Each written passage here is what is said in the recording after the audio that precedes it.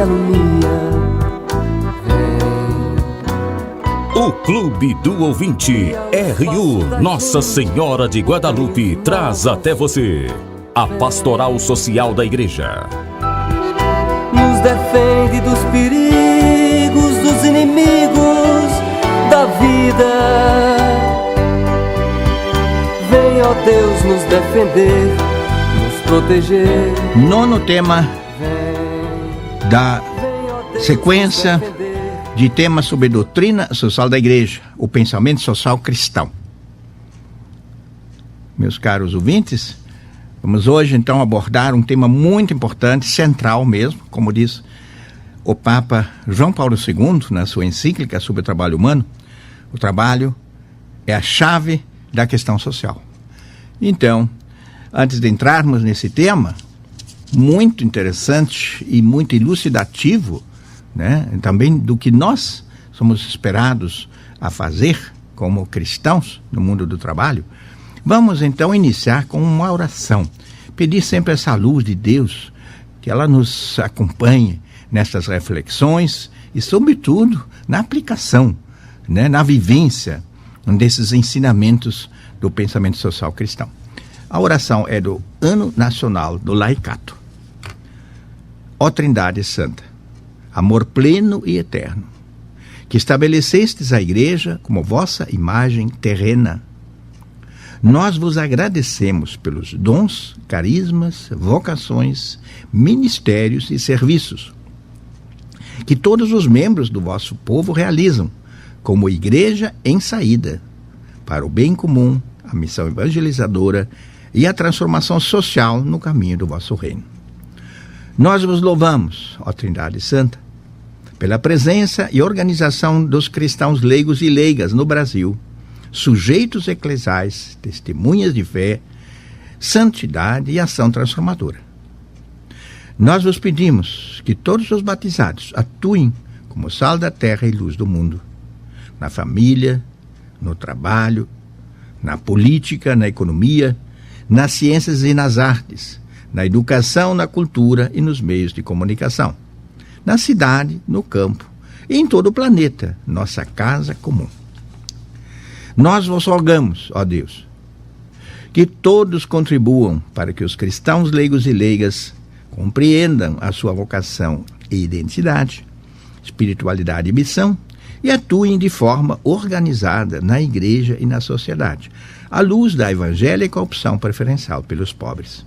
Isso vos suplicamos, ó Trindade Santa, pela intercessão da Sagrada Família, Jesus, Maria e José, modelos de todos os cristãos. Amém. Então, caros ouvintes, estamos então entrando neste tema sobre o trabalho humano. O título desta encíclica do Papa João Paulo II se chama Laborem Exercens, exercendo um trabalho.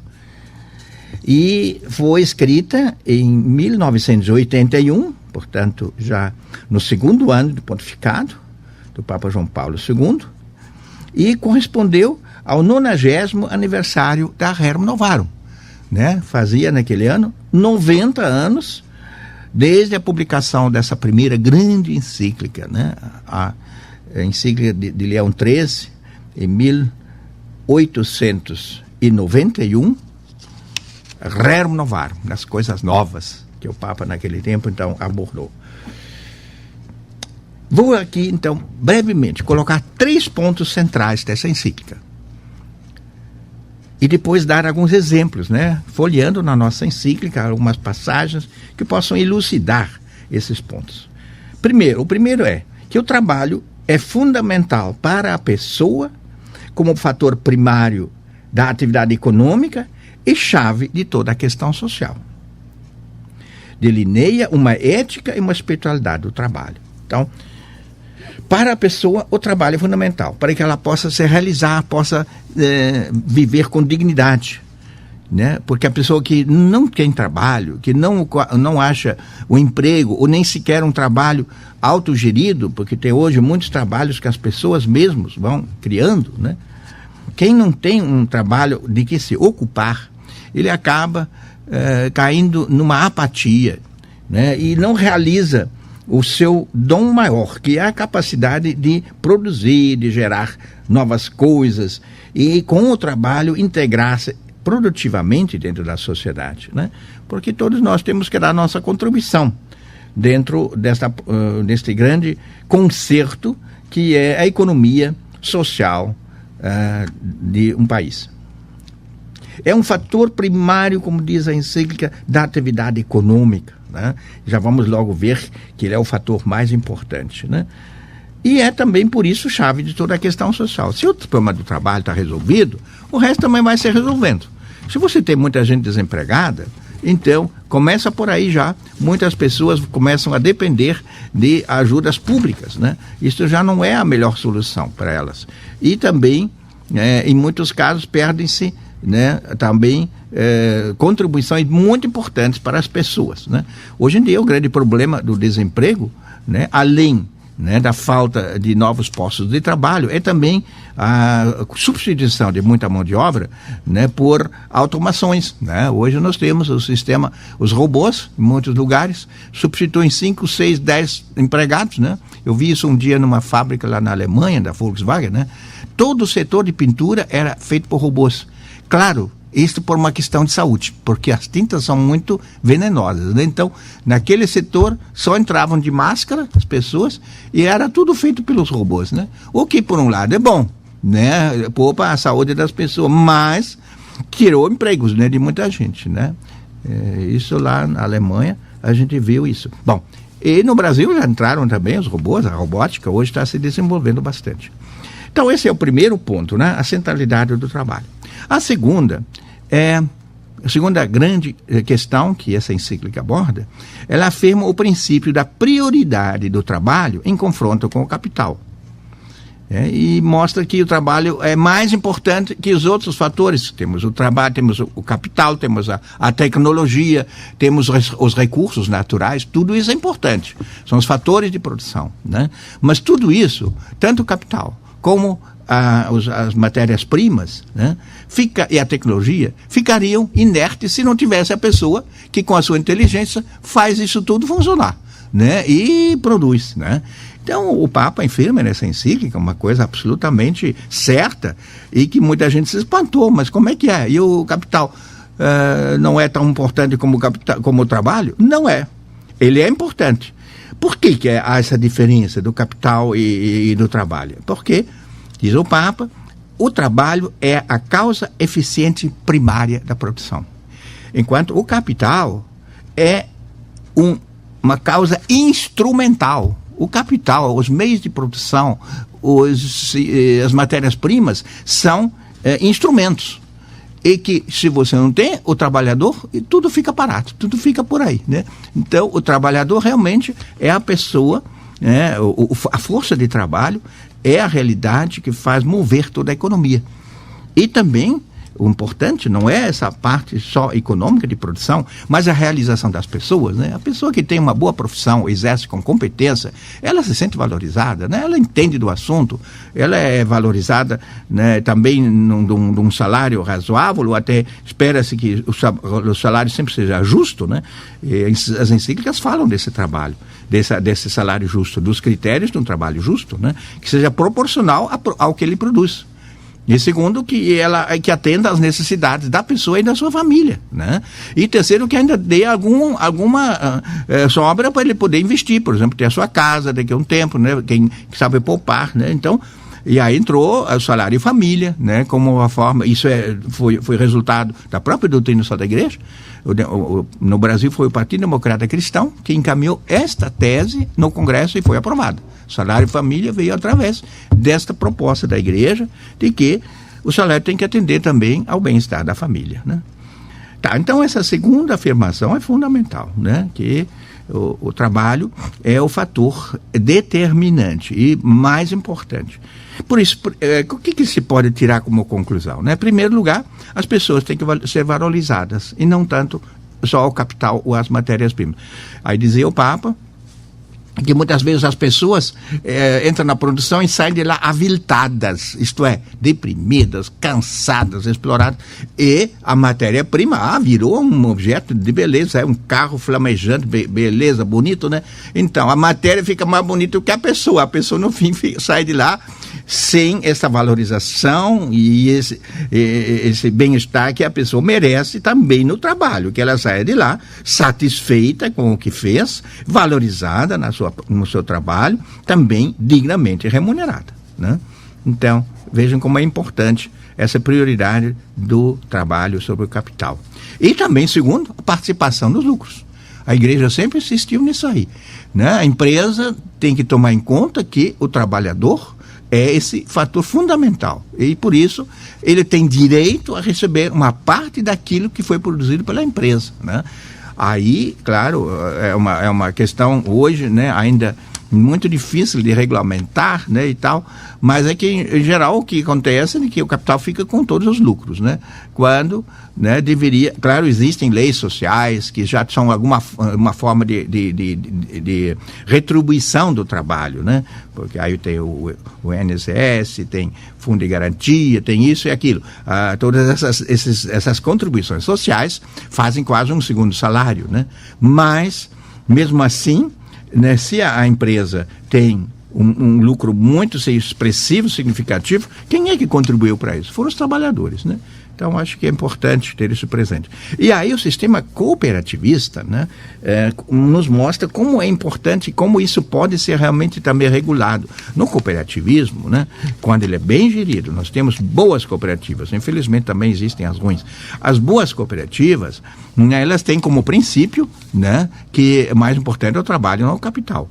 E no final do ano, quando então há uma sobra, né, digamos, o trabalhador recebeu menos do que deveria receber, houve uma sobra na cooperativa, essas sobras na Assembleia são distribuídas.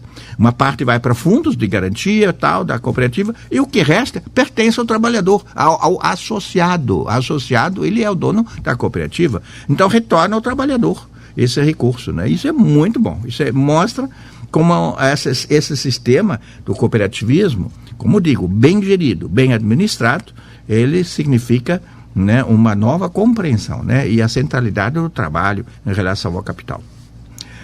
E agora a terceira grande questão que essa encíclica aborda: o trabalho não deve ser entendido somente no seu sentido objetivo e material, mas em sua dimensão subjetiva, como atividade que exprime a pessoa, que deve encontrar nele a realização de sua vocação natural e sobrenatural. Essa dimensão é também muito acentuada pelo Papa João Paulo II, que era um filósofo, né? Ele mostrou que a pessoa deve encontrar satisfação naquilo que faz, deve encontrar realização das suas qualidades, da sua criatividade, e por isso não deve tornar-se um robô naquele espaço onde ela trabalha. Deve ter também essa criatividade. Nós sabemos que as empresas que deram mais certo, tipo Toyota, por exemplo, o toyotismo, foram aquelas que deram muito mais espaço aos próprios trabalhadores, a autonomia. E eles começaram a ser criativos e a desenvolver novas formas de produção e melhorar a produção, a poupar recursos e assim por diante. Isso porque foram valorizados no seu trabalho. E sabiam que, quanto mais produziam, tinham depois também uma participação nessa produção, proporcional à produção deles. Isso é muito bom, isso é muito importante. E agora vou então também citar algumas passagens desta encíclica, né? Por exemplo, né, essa primeira aqui que eu marquei aqui, né, pessoal, eu estou respingando algumas passagens assim para destacar, né? O homem, imagem de Deus pelo trabalho, né? Esta constatação que o Papa João Paulo faz de que as pessoas humanas se realizam, né, como imagens de Deus através do mandato recebido do Criador de submeter e dominar a terra. Então diz aqui: no desempenho de tal mandato, o homem, a mulher e todo ser humano reflete a própria ação criadora de Deus. Nós, pelo trabalho, continuamos a ser criadores deste mundo, transformando-o, tornando-o melhor. O trabalho, então, é entendido como uma atividade transitiva, quer dizer, uma atividade de modo tal que, iniciando-se no sujeito humano, se endereça para um objetivo exterior, né? Propõe-se um específico domínio do homem sobre a terra, isso é, sobre a criação. E, por sua vez, confirma e desenvolve tal domínio. Toda aquela parcela do universo visível em que o homem habita, né? Aí é realizado nosso trabalho. A expressão submeter a terra tem um alcance imenso. Submeter, mas tutelar também. Isso é importante, que na segundo capítulo do Gênesis, além de dizer crescer, multiplicai-vos e dominar a terra, dizia Deus colocou o homem no jardim do Éden para que ele cuidasse, guardasse e cultivasse essa terra. Então, o dominar deve ser entendido como cuidar e cultivar. Então, essa é uma primeira observação. A segunda citação que eu quero aqui ressaltar é relativa também ao valor subjetivo do trabalho. O trabalho vale pelo seu valor objetivo, né, que pode ser maior ou menor, isso é verdade, porque tem que resultar um produto. Mas mede-se também, e talvez mais propriamente, diz o Papa, pelo padrão de dignidade do sujeito do trabalho. Que as pessoas que trabalham sejam valorizadas e consideradas na sua iniciativa, na sua capacidade de produção, na capacidade de aprender. Por isso é tão importante o trabalhador também ter ocasião de renovar-se, de aprender novas técnicas e de receber incentivos no seu trabalho. Sobre a prioridade do trabalho sobre o capital, nós já falamos, né? Mas a prioridade substancial e efetiva do trabalho, né? E da subjetividade do trabalho humano. Isso está tudo incluído nesse princípio da prioridade do trabalho sobre o capital.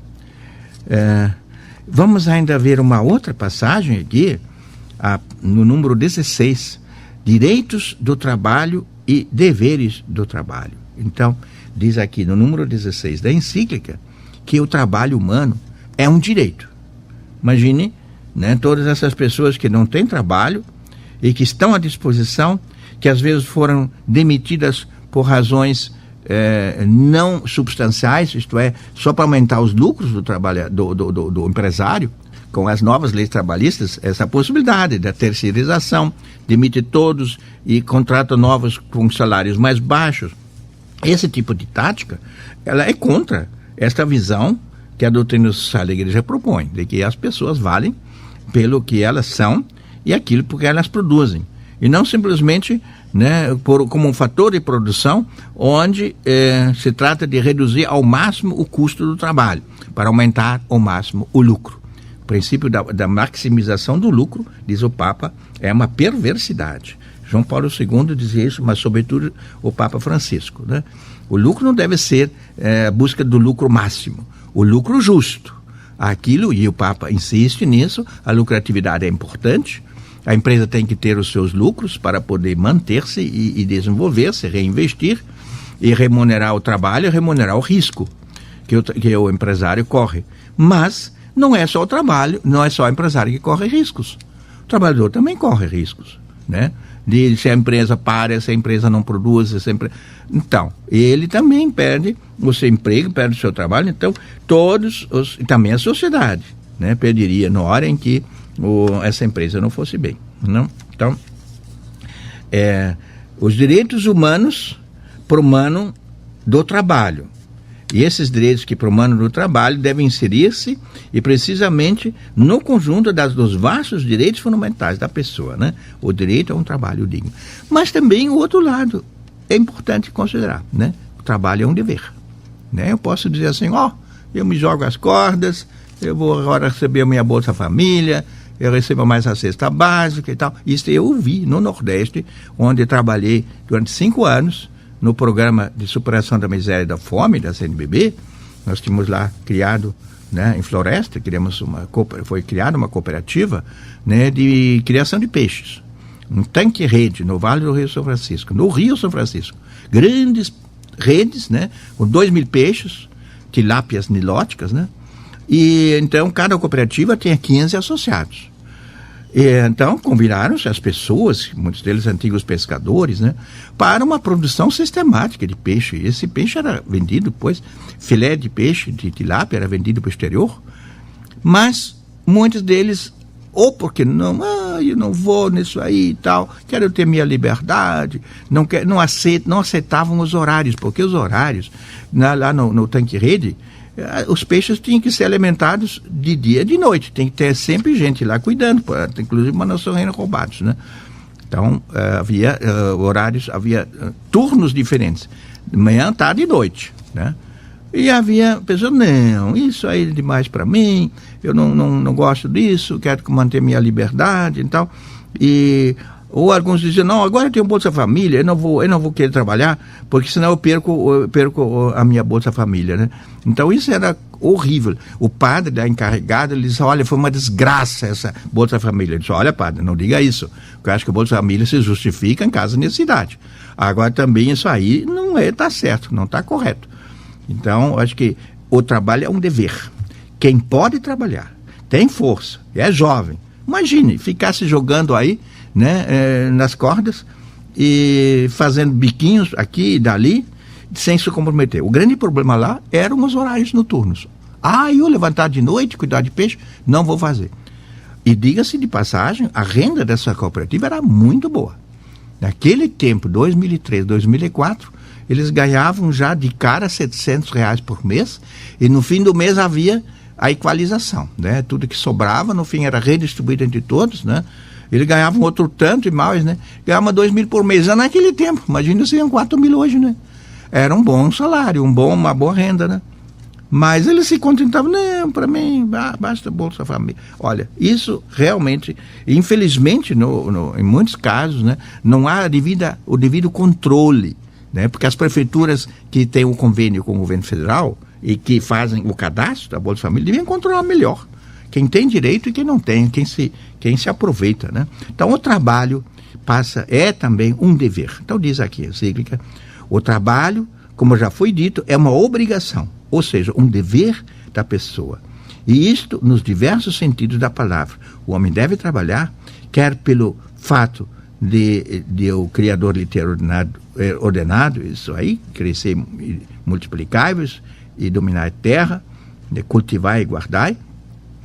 E o homem deve trabalhar por um motivo de consideração ao próximo, especialmente a consideração da sua família, mas também da sociedade em que ele faz parte, né?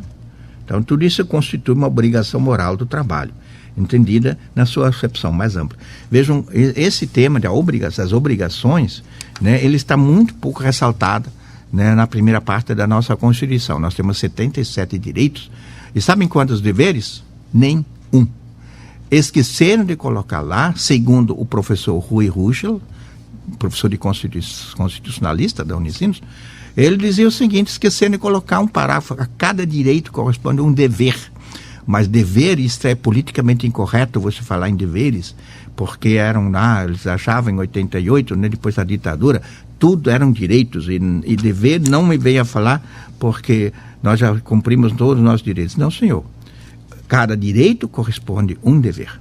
Então, por fim, eu ainda quero, neste breve, né, resumo da encíclica, né, falar dos sindicatos, que diz também aqui, é um direito, né, mas a greve também é um direito, mas um direito extremo.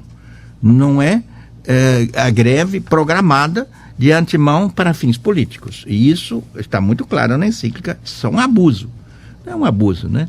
É um meio extremo, diz a encíclica. Isso é quando todas as negociações terminaram. Mas tem alguns sindicatos que entram, já programam a greve de antemão. Nem começaram a discutir, já estão entrando em greve. E sobretudo no serviço público, né? Isso é um abuso. É um abuso porque eles sabem que não podem ser demitidos. Então eles extorquem nessa melhoria, acabam conseguindo. Às vezes é justo, mas existe todo um espaço para ser negociado, né? Antes, e sobretudo um respeito à população, né? Que fica sem o serviço público, né? A pessoa recebendo e ficando semanas, meses parados.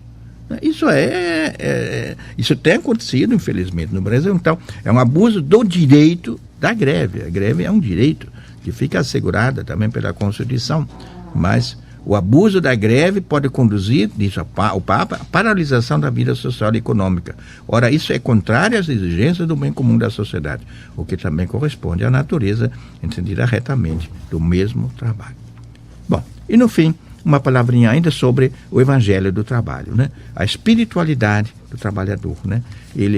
Como ele é a imagem e semelhança de Deus, e pelo trabalho ele se assemelha a Deus, então ele também deve se lembrar que essa atividade humana, individual e coletiva, pelo esforço, né, que a pessoa faz no decurso dos séculos, tentou melhorar a condição da vida humana, considerada em si mesma. E isso corresponde aos desígnios de Deus, diz a encíclica no número 25. E a palavra da revelação divina acha-se muito fundamentada e está presente nesta verdade sobre o valor do trabalho, que o homem criado à imagem de Deus participa mediante o seu trabalho da obra do Criador e, em certa medida, continua, na medida das possibilidades, a desenvolvê-la e a completá-la, progredindo cada vez mais na descoberta dos recursos e dos valores contidos em tudo aquilo que foi criado. Isso da encíclica no número 25, trabalho como participação da obra do Criador. Então, meus caros ouvintes, estamos chegando ao fim desta reflexão sobre a encíclica do trabalho humano, Laborem Exercens, de João Paulo II, escrita em 1981. É um marco dentro da doutrina social, porque ressalta o valor fundamental do trabalho humano, que tem prioridade sobre o capital, doutrinariamente falando. Na realidade, infelizmente, não. Infelizmente, é o capital, em geral, que impõe as condições. E vamos, então, terminar com uma citação da encíclica do Papa Papa Francisco, como fizemos sempre. Então, vamos hoje colocar no número 9, uma citação da encíclica Laudato Si, sobre a nossa casa comum, louvado seja, sobre o cuidado da casa comum do Papa Francisco, 2015. Então diz, numa das suas passagens, 219, a conversão ecológica de cada pessoa se requer para criar um dinamismo de mudança duradoura. Ela é também uma conversão comunitária. Preciso mudar os hábitos das pessoas para que a natureza e o nosso trato da natureza seja sustentável. Essa conversão não é só de cada indivíduo, mas deve ser também comunitária. Isto é, toda a comunidade deve ser incluída nisso, porque se alguns observam e outros não, acabam os prejuízos se acumulando e não havendo aquele efeito tão necessário de que também todo o conjunto, né, da vida social seja sustentável. Ficamos aqui. Muito obrigado. Que Deus os abençoe.